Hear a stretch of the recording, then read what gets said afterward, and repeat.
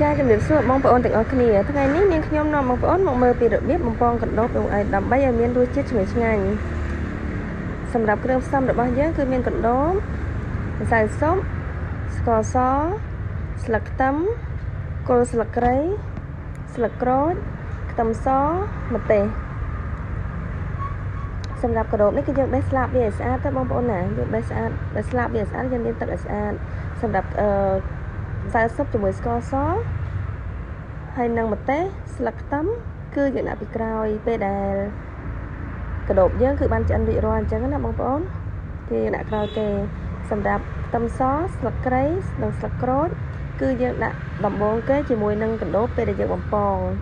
តើបងប្អូនយើងចាប់ផ្ដើមធ្វើទាំងអស់គ្នាជាដំបូងឡើយយើងត្រូវដាក់ប្រេងសណ្តែកចូលប្រេងឆាហ្នឹងបងប្អូនណាយើងដាក់ខ្ទះហើយដាក់ប្រេងឆាចូលទុកឲ្យក្តៅទុកឲ្យខ្ទះយើងបានក្តៅល្អហើយយើងដាក់ប្រេងសណ្តែកហ្នឹងគឺក៏បងប្អូនខ្លះគាត់ហៅថាប្រេងឆាអញ្ចឹងណាបងប្អូនយើងដាក់ឲ្យរៀងច្រើនបន្តិចទៅបន្ទាប់មកទៀតគឺយើងយកកណ្ដូបហ្នឹងគឺយើងដាក់ចូលទៅតែសូមបញ្ជាក់បងប្អូនពេលដែលយើងបើកហ្គាសដំបូងយើងដាក់ភ្លើងឲ្យរៀងក្តៅតិចបងប្អូនណាយើងដាក់បើកភ្លើងឲ្យអស់សិនទៅក្តៅអស់សិនមកពេលខ្លាញ់យើងបានក្តៅល្អហើយយើងដាក់កណ្ដូបចូលហើយយើងចាប់ផ្ដើមបន្ថយភ្លើងឲ្យនៅត្រឹមតែពាក់កណ្ដាលបានហើយបន្ទាប់មកទៀតគឺយើងដាក់ស្លឹកគ្រៃដែលយើងហាន់បន្ទះស្ដើងហ្នឹងហើយនឹងស្លឹកក្រូចដែលយើងដាក់យើងត្រូវហែកតំណងវាចេញជាមួយនឹងខ្ទឹមសចូលទៅជាមួយនឹងកណ្ដូបមកគល់ខ្ទឹមដាក់ជាមួយនឹងកណ្ដូបតែម្ដងបងប្អូនណាតោះទៀតយើងឆាត្រឡប់បានបន្តិចសិនទៅយើងឆាត្រឡប់មកហើយទៅយើងទុកវាមកផ្លែសិនដើម្បីឲ្យបើសិនយើងគិតថាស្ទើរខ្លាញ់យើងអាចថែមតិចបានដើម្បីឲ្យដូចថាកណ្ដូបរបស់យើងបានឆ្អិនល្អបន្តិចហើយដូចបញ្ជាក់ចឹងបងប្អូន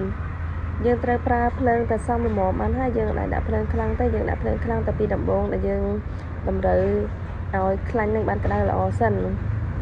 ហើយយើងឆាយើងដាក់បំពងវាប្រហែលជា4-5នាទីតាមជាក់ស្ដែងបងប្អូនណាតាមចំនួនកណ្ដូបរបស់យើងទៅយើងមើលតែយើងបំពងមួយសន្ទុះវាឡើងពណ៌ក្រហមល្អហើយប្រហែលជា4-5នាទីទៅបងប្អូនយកវាមកភ្លក់មួយសិនទៅបើសិនជាគិតថាស្រួយល្អហើយគឺអូខេបងប្អូនណាគឺរួចរាល់ហើយយើងទុកវាមកផ្លែសិនទៅឲ្យវាឆ្អិនល្អយើងទុកវាឲ្យឆ្អិនល្អសិនទៅព្រោះអីកណ្ដូបបំពងនេះបើសិនជាវាអត់ស្រួយក៏វាអត់ឆ្ងាញ់ដែរប៉ុន្តែបើសិនជាយើងធ្វើឲ្យវាជ្រុលភ្លើងទៅជាធំស្ងៀមខ្លោចក៏អត់ឆ្ងាញ់ដែរបងប្អូនណាអញ្ចឹងហើយយើងធ្វើតែមកស្រួយល្មមបានហើយតែធ្វើនេះកុំឲ្យទន់ជ្រាយបងប្អូនពេលនេះកណ្ដូបរបស់យើងគឺចិត្តឆ្អិនណាបងប្អូនណាយើងចូលត្រឡប់អញ្ចឹងទៀតមកពេលដែលកណ្ដូបយើងបានឆ្អិនល្អហើយ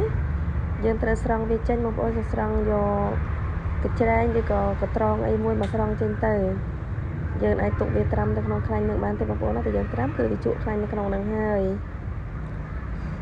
ចឹងពេលនេះកណ្ដូបរបស់យើងដូចជាបានឆ្អិនល្អហើយបងប្អូនណាយើងភ្លក់មួយសិនទៅបើសិនជាឆ្អិនដូចបញ្ជាក់មិញអញ្ចឹងបើសិនជាស្រួយល្អហើយគឺបងប្អូនឈប់ត្រឹមនឹងទៅបងប្អូនណាយើងអាចទុកវាឲ្យស្រួយខ្លាំងពេកទេបើទុកឲ្យឆ្អិនជ្រុលគឺវាអត់ឆ្ងាញ់ទេវាទៅជាចង់ជាឈាមខ្លោចវិញពេលនេះគឺតែកណ្ដូបរបស់យើងបានស្រួយឆ្អិនល្អបងប្អូនណាអញ្ចឹងយើងដួសមក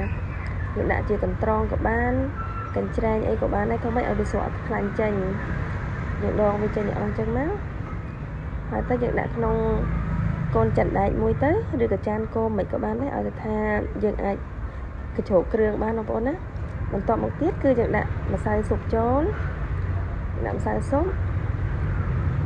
បន្ទាប់មកទៀតគឺយើងដាក់ស្ករសចូលទៅបងប្អូនម្សៅស៊ុបនេះយើងដាក់មកល្មមសមរម្យសិនបងប្អូនណាកុំឲ្យជ្រុលគ្រឿងបើមិនជាដុតគ្រឿងពេកក៏អត់ឆ្ងាញ់ដែរយើងដាក់ស្ករសចូលទៅបងប្អូនបន្ទាប់មកទៀតគឺយើងដាក់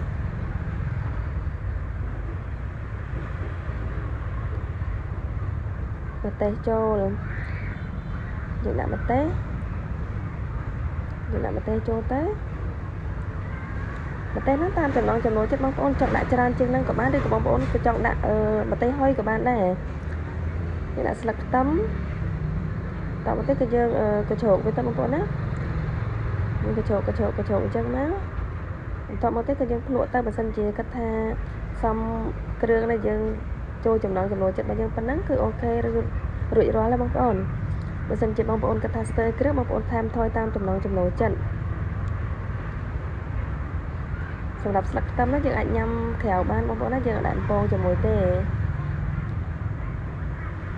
ប៉ុណ្ណឹងទៅគឺរួចរាល់ហើយបងប្អូនកាដូរបស់យើងគឺបានឆ្អិនរួចរាល់ហើយបងប្អូនណាបើសិនជាចូលចិត្តសូមជួយចុច like និង subscribe channel របស់នាងខ្ញុំមួយផង